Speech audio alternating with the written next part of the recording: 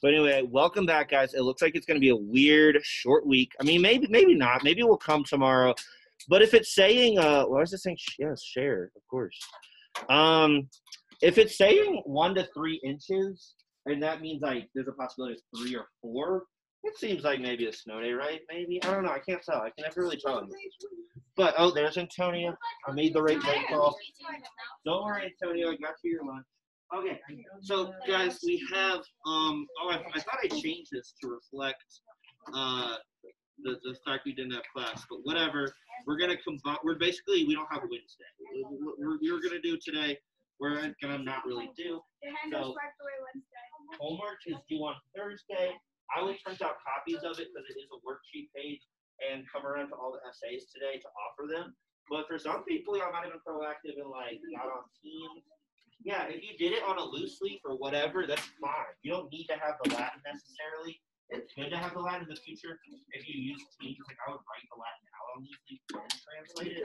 But if you already did it, as long as it's on something that you can bring to class tomorrow, you're fine. So we're checking homework tomorrow. I'll cover. Just don't talk over me like that, dude. Raise your hand so we can all hear you. It's like y'all already forgot like how school works. I will come around to essays with those today, but you don't have to get one. It's the point I'm trying to make. It's like we'll save paper this way a little bit. Like if you already did it, or if you know you just want to get on Teams and do it without the handout, that's fine. But I will have enough handouts for everyone. Yes? I ended up doing it and that's fine. Yeah. So, okay, interesting. Can you let's see. It's not written on anything? I took a picture of the worksheet after I printed it out and just printed it. I know it sounds redundant, but as long as you wrote it out, please still have it tomorrow, even if you did turn it in on Teams. Just because, like, I'll enter that grade faster. It always takes me, like, a few days extra to get to those things on Teams. So bring it in anyway, even if you turn it in, even though I know that's redundant and weird. But either way, you're, like, good, but I don't know. I'll have to – you want to be able to check it in class tomorrow. It's a weird symptom of, like, we have this, like, hybrid model right now. All right, but we're getting close, guys. We're only like 4 weeks away from spring break. So, and winter, I need winter to be over yesterday. I'm so sick of it. And I have a flat right now. It's like a slow flat, like it's like slowly leaking, and it lasts like 2 days. So anyway, I need to get it tired. So I hope it's a snow day. Jake? Yeah. Oh, yeah, because you know you're from Louisiana, or you've been in Louisiana. That's why. Well, yeah, it got canceled. I have friends in New Orleans, but it's like I'd rather them cancel it than like do some crazy like, oh, we're gonna celebrate anyway and spread COVID. What? What did you just say? Mardi Gras is a Maddie. Move right now next to Aiden. Okay, hurry up. Mardi Gras is a festival type carnival celebration in Louisiana and other parts of the world, especially South and Central America. It has to do with Catholic religion, but not really for the people who celebrate it. Usually it's not that big of a part of it. And there's like floats. It's like a lot of parades. And it's like 2 weeks. I've talked about it before. The whole city kind of shuts down. New Orleans specifically. That's like the biggest Mardi Gras center. And a lot of floats kind of move down the street with a lot of like crazy adults throwing beads and stuff. It's a good time. It's also a bad time if you live in New Orleans because you get trapped and you can't go anywhere because all the streets get shut down and you're either stuck in your house or you're like walking to parades and being around like insane people. Aiden? Connor, my bad. I was gonna say, since like Pokemon's so much fun, I just put a Pokemon battle in the background instead of just like a fade sort of. I could, Maddie. Can I go? Yes. Jake. Mardi Gras is so fun because besides for the part that you literally can't walk 5 feet without like, oh, there's a parade this direction, you guys want to go this way, and you can't cross the street to go to Walmart. It's really fun. Like there, you get tons of beads. Their main colors are green, yellow, and purple. Those are the colors. You get all beads of that. Everybody's wearing masks of that. They throw out blushes, candy, beads, toys, everything. Yeah. It is one of the coolest things. And it's so weird because Louisiana, because it's a like very southern state and it has like almost no snow ever. And then like they got hit with 11 inches of snow this year, so it canceled Mardi Gras. and Bourbon Street, the biggest party street, which every Friday night you cannot walk one foot without bumping into somebody. There's nobody on it. And also, well, Bourbon Street, you can go there literally any night of the week, and there's like Even jazz. weekdays. Yeah, there's jazz clubs, and like there's a lot of tourists, and there's like a lot of corny like moms and dads who are like tourists in the area. But it's still cool. And yeah, they got a little, at least my friend in New Orleans, it seems like they got a little bit of snow. So I know parts of Louisiana or Texas. I think are pipe bursting with solidarity with Texas right now. They're going through. They're going through Colorado. There was a lot of one inch of snow. Okay, I have a couple friends in Texas that I connected online. It is bad. They And said that they went through Colorado just because of all 1 inch snow. I didn't know that a whole a power grid was statewide. That blows my mind. And there's energy on the Well, internet it's where just Dallas. It's just people- Dallas. no, well, it's a lot of Texas. No, It's Houston it's- too. It's way more than just Dallas. It's San Antonio. It's Houston. It's Dallas. I mean, I think it's like all of Texas basically. But yeah, it's like no snow. There's a temptation to make fun of the South when they struggle with 1 inch of snow. But it's like apparently their grid really isn't set up for like any kind of cold weather, and losing your power when it's even a little cold is like kind of a bummer. So anyway, you're supposed to resist the temptation when you're in Colorado. Like I'm still a Southerner at heart, but I've been in Colorado and Philly long enough where I kind of look at that and I'm like, I almost want to make fun of them, but then I don't. Richard, chill out. All right, let's go ahead and get started.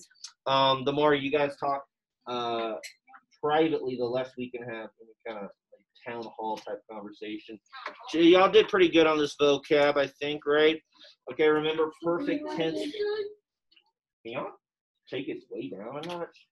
Like, what even was that noise that just happened? John, like, what was it? Okay, guys, remember, you can translate perfect just like imperfect verbs, right? You don't have to use the helping verb, but it's good to know them. Has and have are technically the same verb. We just have to like turn have into has when it's third person. I have, you have, it has, right? But had is the one you really need to know for pluperfect. And in general, y'all just need to know these perfect tenses. They're in chapter 12. We're gonna practice them more and more though, and we'll talk about them after we talk about classical architecture. Okay, so why is this here? Why would I ever want that to be there? Okay, so guys, we're going to talk about classical architecture, and we're going to start at the very beginning. Quick history refresher. The universe is 14 billion years old. It's a number you literally cannot wrap your mind around, but there it is. That's the number. Earth, as in the planet, is 4 billion years old. So that means the universe lasted 10 billion years before the planet was even formed that we exist on. Homo sapiens are 200,000 years old, but our ancestors are like millions of years older than that. And then human civilizations, this is what blows my mind, are only 6,000 years old. So the Bronze Age starts in 3K BCE, that's 5,000 years ago. That means that civilization had only started like 1,000 years before that. So if you think of my like timeline, let's go to the end of the Bronze Age, 3,000 years ago in 1200 BCE. And then go back from there, what is it?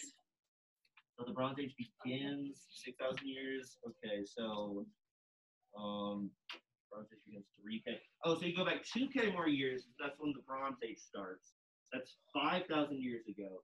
And then from there, like human civilizations were only 1,000 years ago. That means people were like doing caveman stuff for a long time before they started to set up civilizations, which require things like rudimentary communication, rudimentary laws, even just like shelter and things like that, which is relevant to what we're talking about, because we're going to talk about architecture. And you're probably thinking like, why are you talking about Stonehenge when you're talking about architecture? Well, there are some similar things happening here, okay? Stonehenge is, we don't know for sure, but it's between 5,000 and 6,000 years old. I'm sorry, 4,000 and 5,000 years old. So even with advanced radiocarbon dating, we still don't know if it's like anywhere between 4 and 5,000. That's a pretty big difference, right? That's a whole stretch of 1,000 years that we're not like totally certain about in terms of when exactly things get started. Probably before the stones ever ended up here. It was a burial site. You can find like bone samples in the soil going back even before the earliest times of when the stones start to appear. And we think there's like 3 different phases of Stonehenge that last like over the course of 1,000 years, all the way up to like the historical era, which is past. Throw it away right now, dude. if y'all ever leave water bottles in here, I'm gonna do everything I can to make sure you get expelled from the school. A lot of people leave water bottles on the floor. That's not how the universe works. That's not how reality works. You can't just like leave a whole water bottle. But anyway, Stonehenge, pretty cool. So we see here, like we don't know exactly what it was used for, what it means, if it means anything, if that's even the point. But we have these rudimentary pillars, which are like super primitive columns. And then we have these things that go across. And that is, I mean, it might sound like a stretch, but that's the beginning of what ancient Greek temple is, that kind of construction. And it was likely used for religious purposes, right? Who knows what religion is like for people living 4,000 years ago? But it had something to do with mysticism. Connor? Does this mean Buga strong? What? Does this mean Buga strong? I don't know what that means, but a lot of people are like, oh, like people couldn't have moved those rocks that far, like that's impossible. You could maybe say that was Easter Island has a little bit of the Pyramid of Giza. Like even that, it's like, no, like people did have rudimentary enough technology. They could drag these. We know where they came from. They were far away. I think they even traveled on boats to get there. I'm not a Stonehenge expert, honestly. But I've been to Stonehenge. It is crazy to think of humans 4,000 years ago figuring out how to like move these stones. And I don't get how they, like the ones on top, like that's the ones that really seem crazy. I could see dragging a thing and then like pushing it up so it's like upright, but getting the things on top, that seems kind of insane. Danny?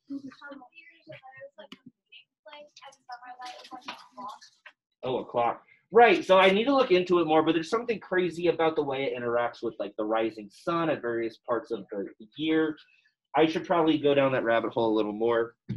It is often connected kind of retroactively, like after the fact, to Druids, which are these kind of like shamanic class of people in and around modern day England. And the first people who talk about Druids are like Julius Caesar when he's conquering the French during the Gallic War. We hear about him talk about these Druids. He say that they're like advisors to warlords, these Gaelic and like Anglo-Saxon warlords, these people who make up what will become the French and English.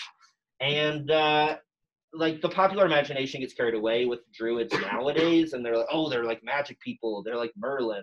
But they were like a real group of people, men and women potentially, who like knew about astrology and knew like rudimentary medicine, and they would advise ruling classes.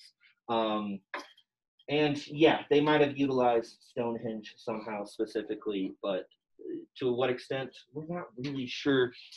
Did you guys know that mammoths actually were alive just 4,000 years ago? They were isolated on some island in the the Arctic Ocean. 4,000 years old. Super mammals. We're not gonna watch that video now. Okay.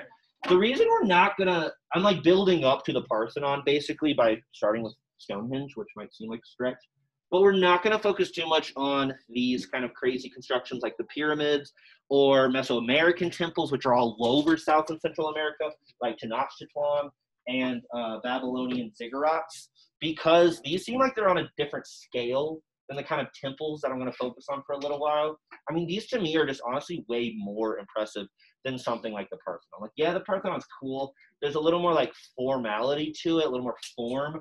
But I mean, I don't know. Like if I was living thousands of years ago and I didn't have a Game Boy and like language didn't even exist, so I couldn't like read or write stories or write down music because that didn't exist yet, what better way to spend your time than Minecrafting something you can see from space? Like that actually makes sense on some level. Like, well, I'm gonna be dead before 30 because like life is really hard, and I literally can't sit around reading good books because they don't exist yet, because language doesn't exist yet.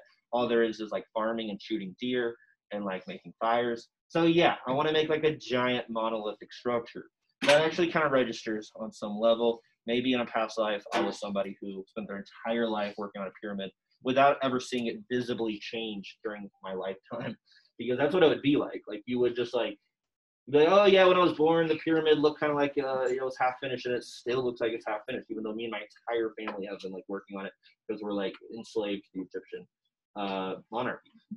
Macy? Are we gonna study Easter Island? No, not really. Maybe soon I can talk about, I can have a little insert like this or next week. We're gonna talk about architecture next week. this is kind of a setup for the reception Monday I want to do next week when I talk about modern architecture that's influenced by classical architecture. But I realized like I need to talk about ancient art before modern art. That's what I'm calling architecture now because that's a huge word. Jake? I do understand that a little bit though. Like you have nothing better to do, and like I mean those are really cool buildings. I'd rather build a giant Dorito. Yeah, They right. can see from space. Yeah. That sounds way cooler. I can honestly kind of get it. And I was thinking, I was like, what if I was alive during the Bronze Age, what would I do? Whatever instruments did exist, that'd be fun to mess around with. Their weird little rudimentary flutes and like maybe a lyre. I feel like they wouldn't have lyres yet. But like that would be fun. But I wouldn't know how to write down the music probably because that was still developing. If I was like a writer, I wouldn't be able to write down my story, so I'd have to be a bard like Homer. That could maybe be cool. It's just like telling stories, so it's light musical accompaniment. So like literally, there's like not that much to do. Studying astronomy, that would be something you could do by just like looking up at the sky and like keeping track of it. And it like life would be boring enough where you wouldn't get sick of every day just like writing everything down. Like, oh, the sun was in this spot, and then like the North Star was in this spot, and like blah blah blah. Like, so it's very limited. Like 3,000 years ago, what else is there? And these temples come a little later. These are very early. So this is like around the same time as Stonehenge. This is being built in 2500. So that's over 4,000 years ago. That's like during the exact same time that Stonehenge is kind of like being erected. These Mesoamerican temples are a little later. This one is only 800 years old, which is kind of cool. It doesn't really make it less impressive to me, but and Babylonian ziggurats, I think that says 2000. And so that is a little more recent than this. But yeah, different cultures near the Tigris and the Euphrates and the Indus River Valley in Egypt and China, they were doing really cool things at the very beginning of the Bronze Age, which that's what this is. This is like the start of the Bronze Age. When we're talking about the beginnings of Greek culture, that's the very end of the Bronze Age in like 1200 BCE. I hope I'm not losing, like, I hope y'all sort of have some way to follow these numbers. I know it's like when teachers are talking about like, oh, 1200 BCE versus 3, it's like, well, what even is the difference? But we can always just like subtract from the year 2000 CE or AD. Hopefully we can like sort of get some conception of like when these things are happening, and my timeline might help. Macy? How do you know? Radiocarbon dating. Yeah, so it's a science I know nothing about, but you can take little samples and scientists can run it and like they get it. But it's not exact, right? Like otherwise we would have an exact idea of when Stonehenge showed up there. But I mean it makes sense to me that it's a window because it's like I think the first ring was the outer ring, and then they added rings to the center over time, or it's the opposite in the start. I think it's the outer though is first. Anyway, that leads us to the Parthenon, a much more recent development than Stonehenge or the pyramids of Giza. Construction began specifically on Parthenon in 447 BCE, so that is about 2,500 years ago. It was on the site of a much older temple that might have gone back to the Bronze Age, because this is no longer the Bronze Age. This is past even what we would consider the Iron Age. If you think about it, 447, that's like around here, so that's when Greece is about to have this really great time, but then run into like a lot of trouble with people like Alexander the Great and the Peloponnesian War, which is a civil war between Athens and Sparta. And Rome is kind of just about to start their second phase after kind of just being a dinky little monarchy in Italy. So anyway, this is in the beginning of what we call the historical era, post-Iron Age. So we're jumping way ahead. And that's why there's a lot more technical things going on with this. Like, yeah, the pyramids are like really sweet, Stonehenge, but, huh? Why is the ground so bright? The ground so bright? Yeah, at the bottom. I don't know. It's like, oh, look at this? Yeah. I think this is like yellowish grass or something. It does look a little weird, don't you say that? Anyway, this is much more recent is what I'm trying to say. Initially, this was more of a treasury. I think people think of these temples as solely being this like religious center because we think of like modern day churches in the Judeo-Christian tradition. But this was actually, it was almost like a bank for Athens, and then also for the Delian League, which we'll probably learn about from Brubaker or Emmons sooner than later. I think next year is when you'll learn all the Greek history. And then briefly the Athenian Empire, which is not even a term I'm super used to. But very, very briefly, Athens tried to form a kind of empire for Greece and Greek city-states. And obviously, unfortunately, it didn't really last long enough to contend with people like Alexander the Great and the dissolution of like Greece in general when Athens fought Sparta. and then eventually Rome. When Rome starts to colonize, then it's like Greece is done in terms of any kind of like military power, at least for a little while. Okay, it is turned into a church, weirdly, and dedicated to like Mary, as in the Mary from the Bible, at the end of the 6th century BCE. So that was like 1,500 years ago, kind of towards the beginning of what we think of as the beginning of the Dark Ages, the Middle Ages. And then like 500 years ago, if we skip way ahead to the end of the Dark Ages, past the bubonic plague, past the Black Plague, it is turned into a mosque by the Ottoman Empire. The Ottoman Empire is something that lasted until like a century ago or so. And obviously they are Muslim because it's a mosque. And that is also the same empire that'll actually topple the last kind of remnant of the Roman Empire when they're in Constantinople. So anyway, that's happening 500 years ago, and then it got blowed up in an Ottoman Venetian, not Greek, my bad, Venetian conflict in the 19th century, so just 200 years ago. And then later it is ransacked by the British. But having said all that, it's gone through 3 different kind of occupations. It's served 3 different purposes in terms of its religious significance, because even when it was a bank for the Greeks, it still did have religious significance in terms of like venerating Athena specifically, right? I could have asked that, but yeah, it's for Athena. That is an illustration of what the entire Acropolis looked like. Just kind of cool. So this whole area in Athens had a lot of notable things beyond just the Parthenon. It also had a temple of Dionysus, and then like lower down, like beneath the Acropolis, is where you have people actually just like living their lives. I've showed you the Assassin's Creed image before. This Parthenon is part of, well, can anybody tell me, since that type is so small, is it Doric, Ionic, or Corinthian? Anyone?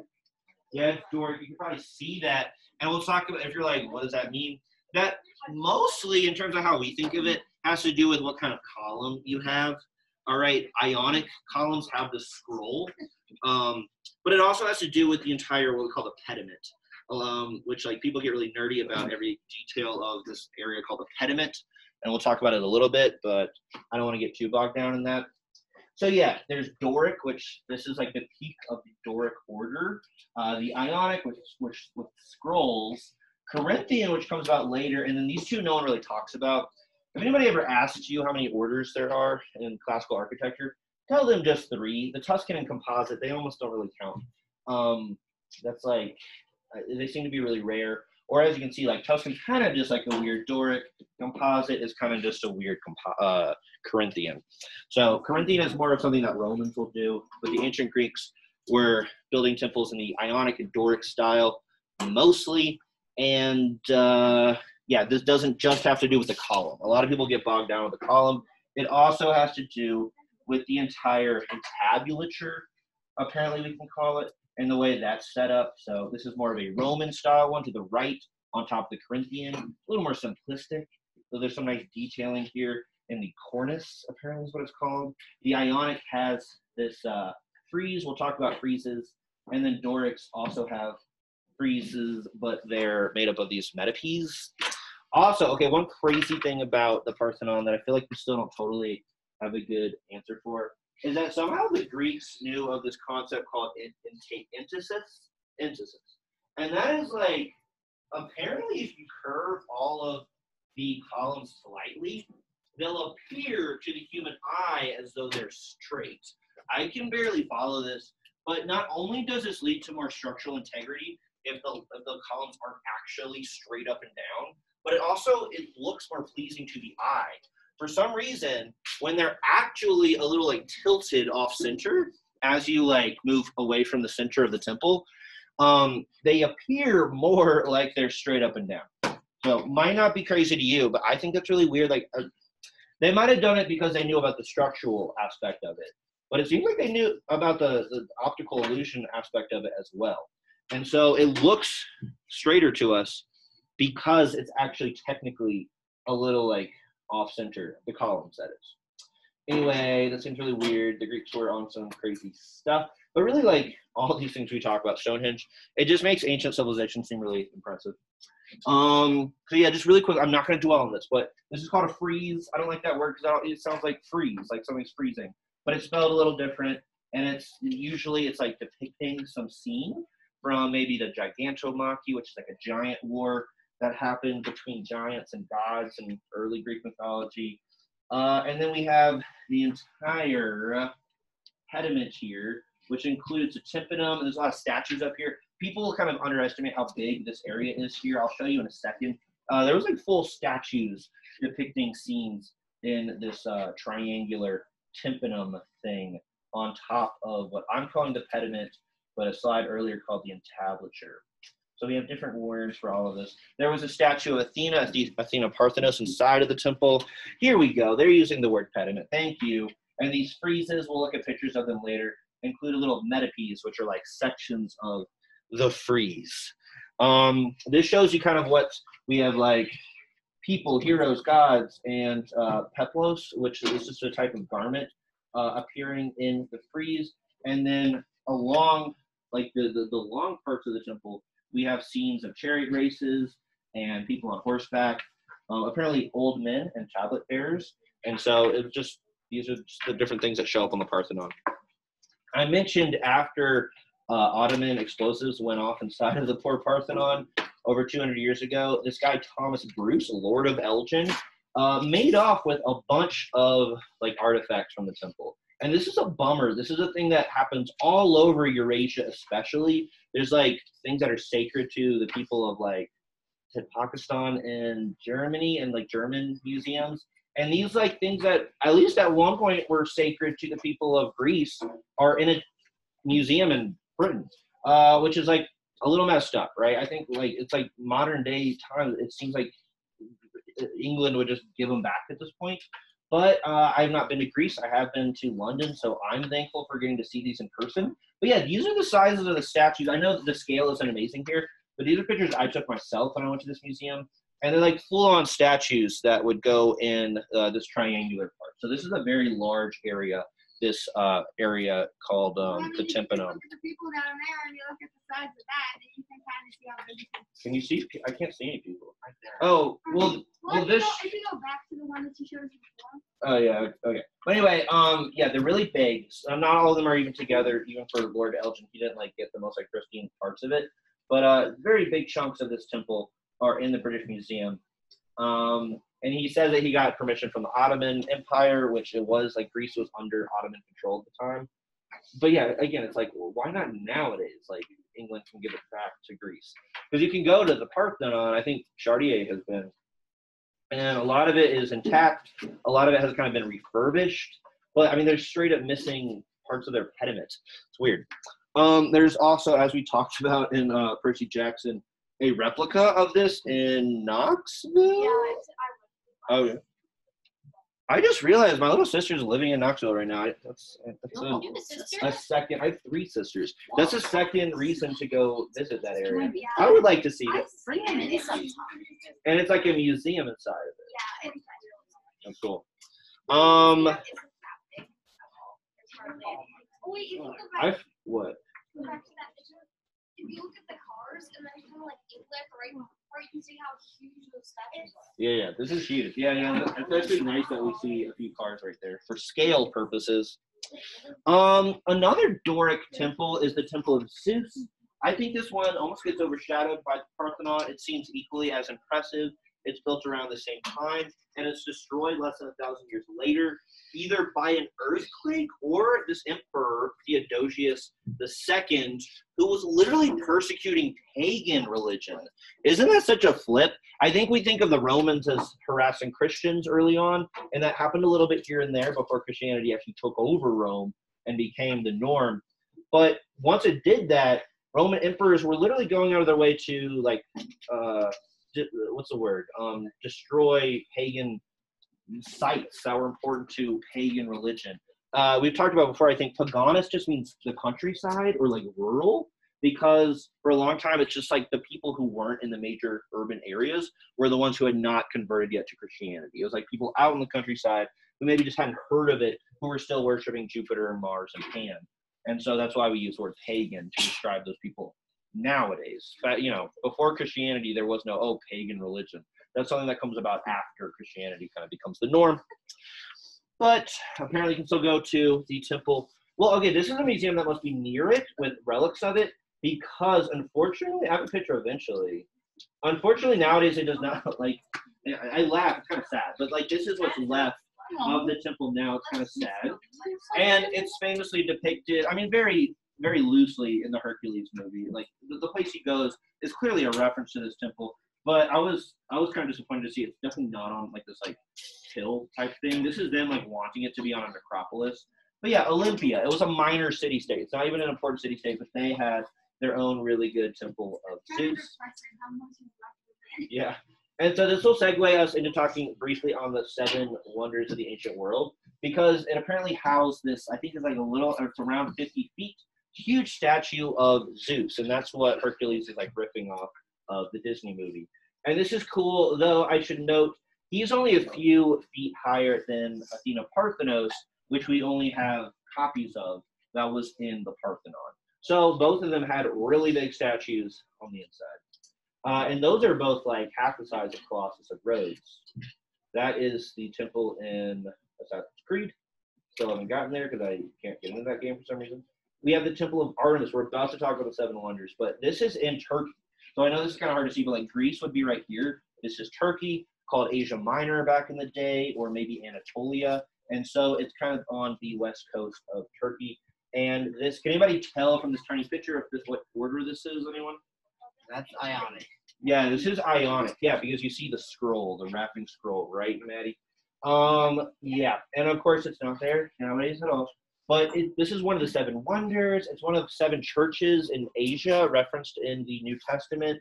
The Gospel of John may have been written here. So this part of the world, Turkey especially, and in Greece, 2,000 years ago, 2,500 years ago, and leading up to the beginning of the current era, or AD.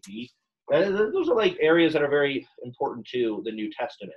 A lot of people, the Gospels are written by people living in and around Anatolia in Greece. They talk about Corinthians and stuff. It's one of the books in the New Testament, right? Corinth is an important city-state in northern Greece. Connor?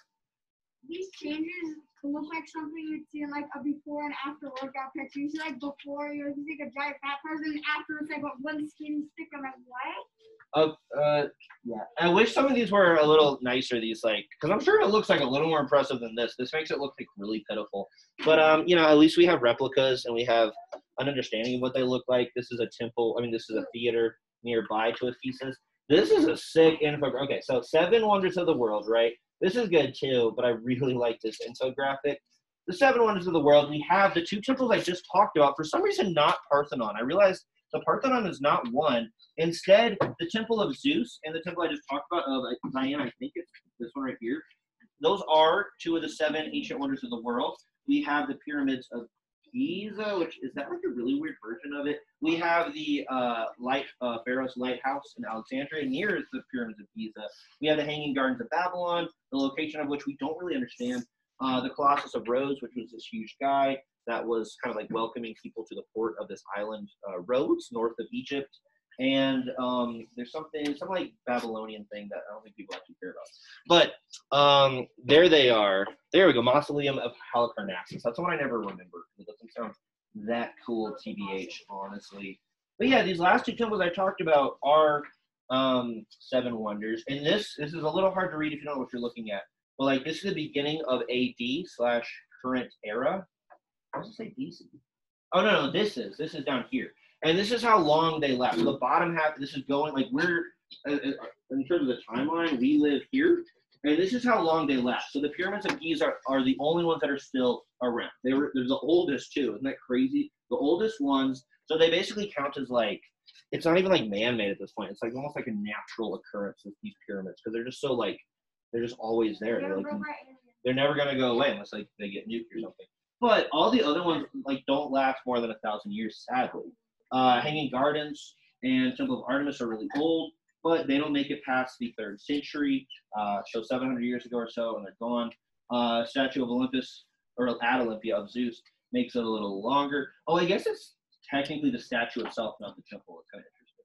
Whereas for Artemis, it is the temple. This mausoleum makes it a long way, so I shouldn't make fun of it.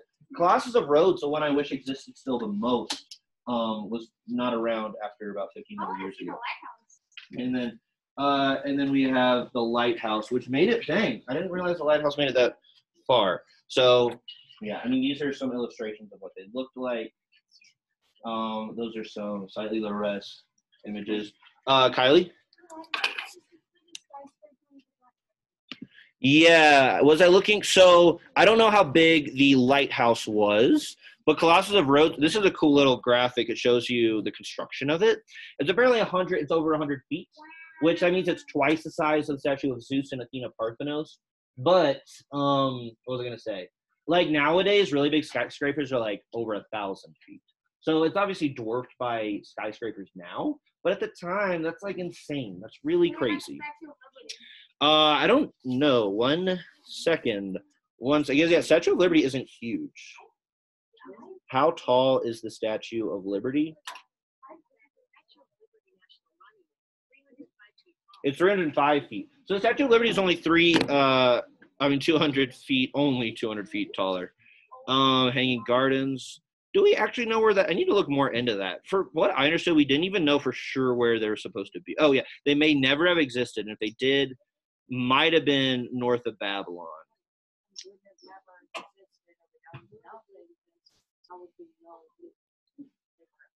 That's kind of confusing to me because they're apparently around during the time where people are starting to write things down a lot. So I don't really know how there could be confusion. But yeah, 2,000 years ago, if you had even a little bit of money and you were born in Rome, it was actually pretty common to go tour the Seven Wonders. They knew of the Seven Wonders. They were touristy about it. And you could literally hit them up within like probably a couple months of sea travel because they're all kind of connected to the Aegean. You got to go to Egypt. You got to go to Turkey. And then there's like a couple in Greece. And then you're done. And Rhodes is like between Greece and Egypt. Jake?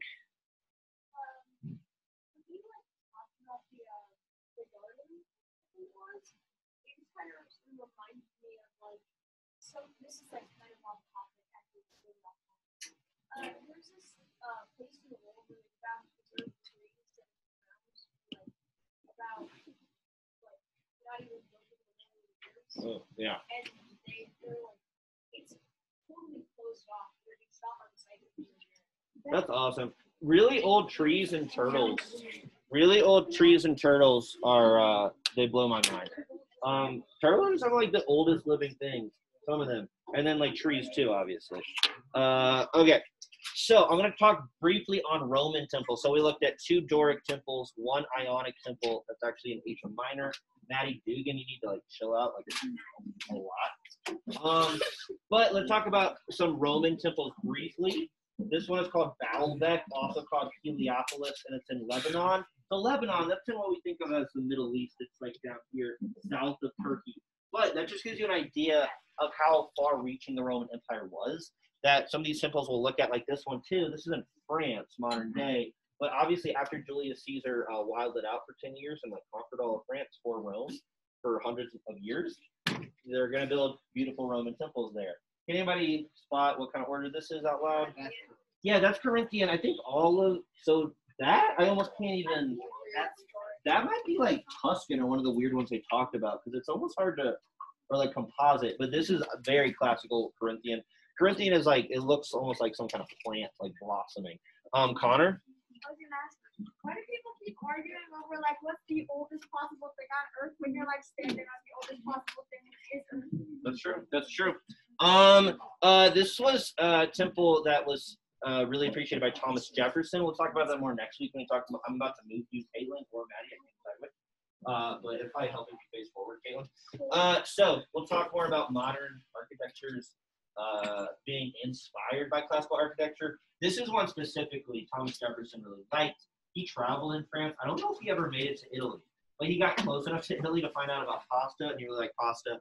And he really liked this temple. And so obviously if you go to the National Mall, you see that this is the aesthetic they went with. They're like, oh, what should we do for the National Mall? Well, we'll talk about it more, so I don't want to give it away. Why is this flipped? Oh, weird. Okay. I flipped it because I didn't want it to be oriented the same way as the last temple because it looks very samey. But here's another Corinthian. It's the Temple of Augustus and Livia. and it's in France as well.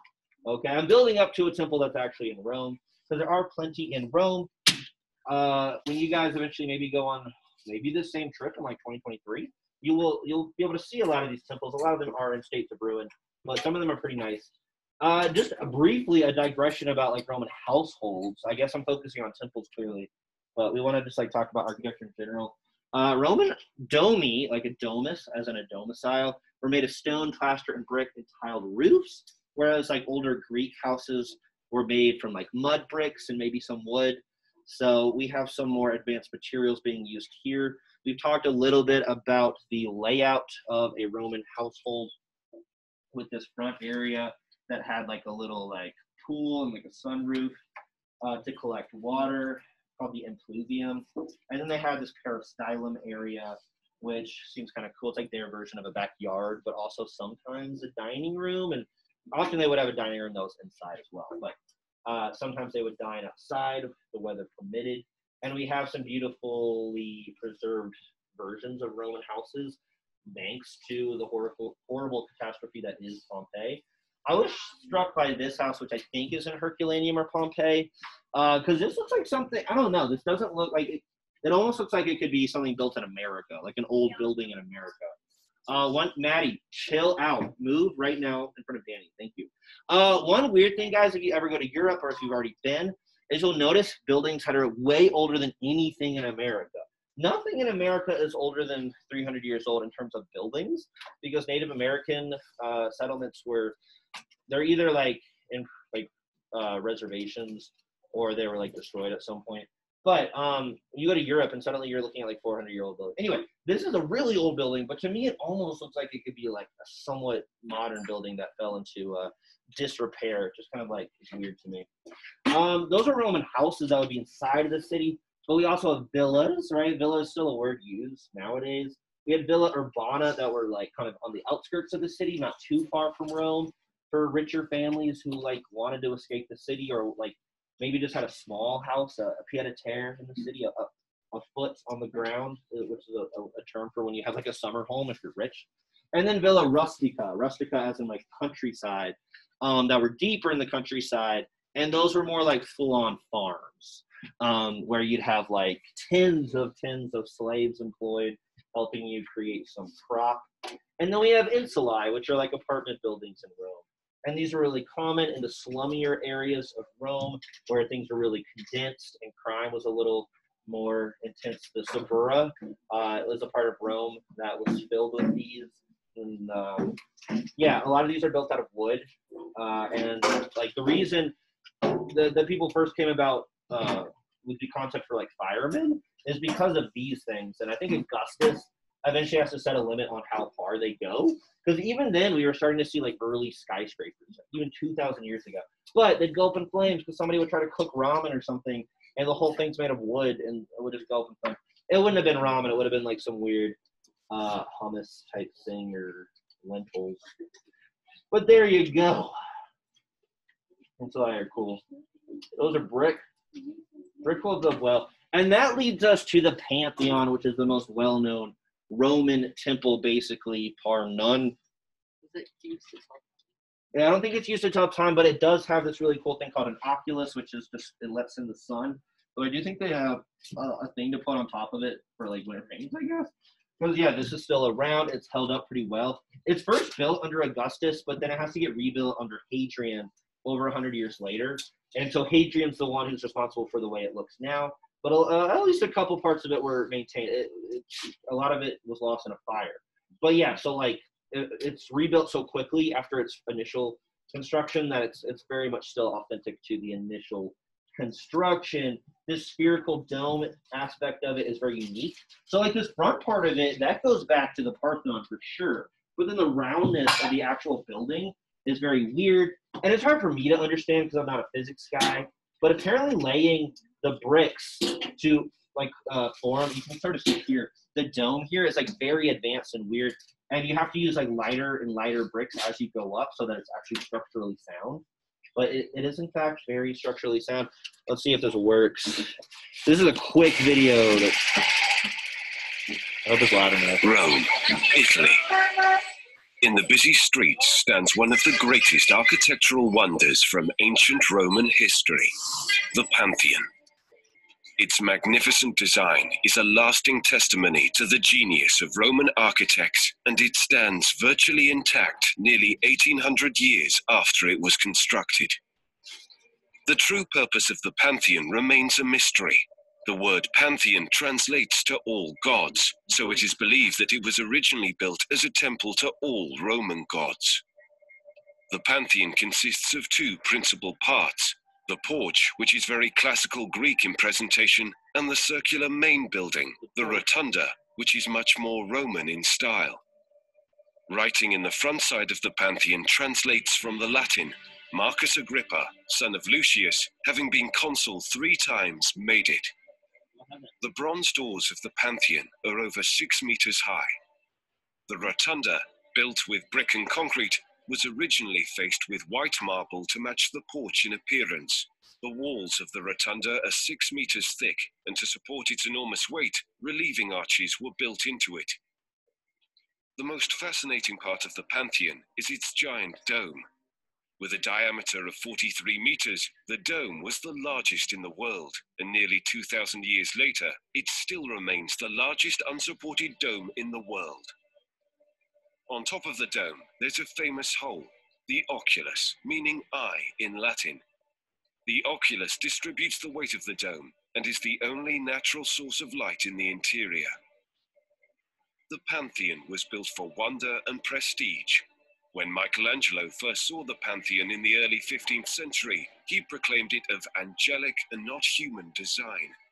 Even today, its mathematical design and simple geometry still impress architects and viewers around the world. Oh yeah, it's open 7 days a week. You can go. It's open to the public. That is, like, people can like go and see it. I'm almost sure that's one of the stops they'll make on this trip. Which I forget if this is happening now in the fall or in the spring. I think it's happening next, like a whole year from now. And then the next one will be 2023 when you guys go like. Anyway, there's the Oculus at the inside again.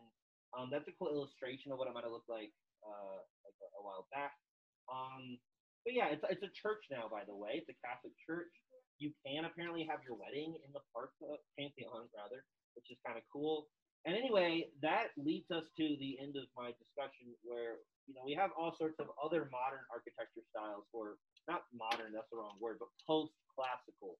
So not everything is stuck in this kind of mode of like, oh, it has to look like an ancient Greek temple. It's got to look like the Parthenon if it's like an important temple. No, there's obviously like way other like different modes of expressing things architecturally. And a lot of these are tied to Catholic traditions. We have Gothic architecture throughout Europe and all sorts of different styles that don't really seem to reference things like Greek temples as much. And that leads us to something like the National Mall, which other than a very Egyptian obelisk, which is creepy to me, I don't know why, but it's weird to have an obelisk in our capital. All the other buildings are, not all of them, but a lot of them are based heavily on classical architecture. Yeah, that's DC. It's not a great, I cannot find a great like zoomed out shot of DC. It looks kind of like weird and yellow. And it's probably better than this. But anyway, we'll talk about some of the buildings in the National Mall next Monday. That'll be more reception, because this is less reception and more just like me building up a reception kind of moment. But yeah, other than, like I said, the Egyptian obelisk. And we can see a through line. It's a bit of a stretch from Stonehenge to the Parthenon to so whichever memorial. I forget. This is the Lincoln one, right? Is this Washington? I don't know. I'll find out for next Monday. Kylie?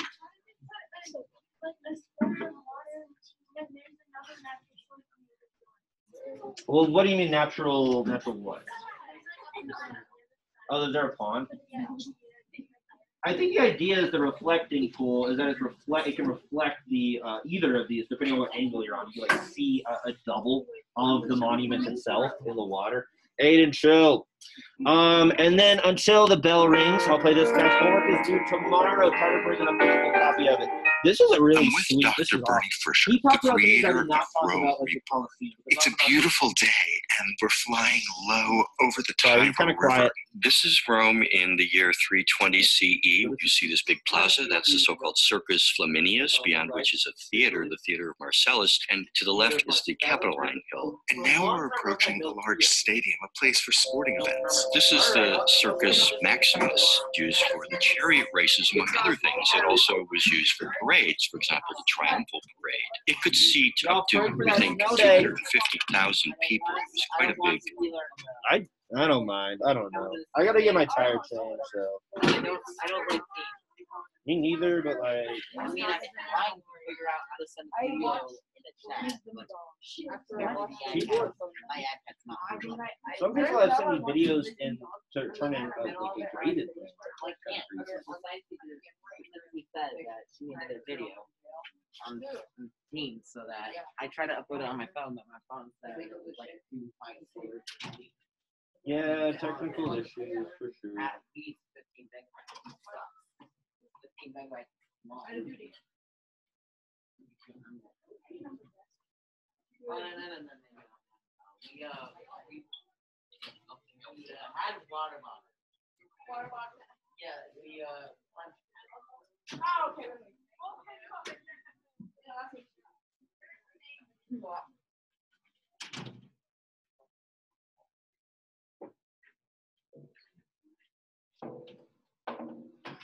Hello there, guys. Who has a desk? Who has a desk? It's like this. It's a wet desk. A desk.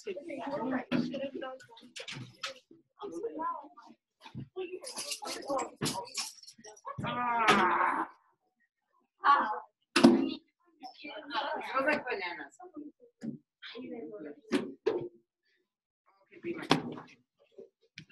I got really, really old and expensive and nice. Hey, that's right. Good for you.